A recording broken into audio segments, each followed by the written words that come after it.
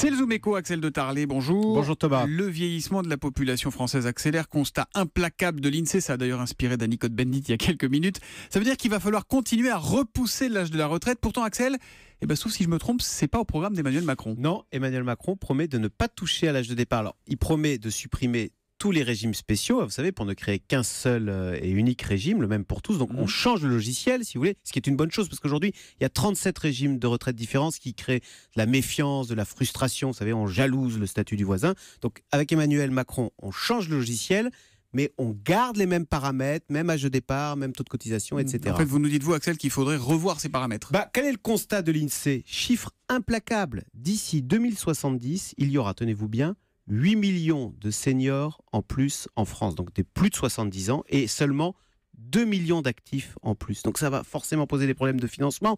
Pour payer une retraite, il n'y aura plus que 1,4 actifs, alors qu'avant, dans les années 60-70, il y avait 3 ou 4 actifs pour payer une retraite. Et là, 1,4. Voilà, donc on voit bien que mathématiquement, ça ne tient pas. Les actifs vont devoir travailler plus longtemps. Mais le problème, Axel, c'est qu'il n'y a pas de boulot, il n'y a pas de travail. Et à 60 ans, on estime que vous êtes trop vieux dans les entreprises. Alors, à 58, à 55 aussi. Oui, c'est vrai qu'on estime que vous êtes vieux à cet âge-là, mais parce que vous êtes quasiment à l'âge de la retraite. Donc on dit, voilà, votre vie active est terminée, dehors. Alors que si on repousse cet âge de la retraite, ce raisonnement s'appliquera toujours, mais à un âge plus avancé, plus reculé. Mais c'est vrai qu'aujourd'hui, à 60 ans, le taux d'activité est très faible. Moins d'un homme sur deux travaille à 60 ans. Le taux d'activité est de 40% exactement.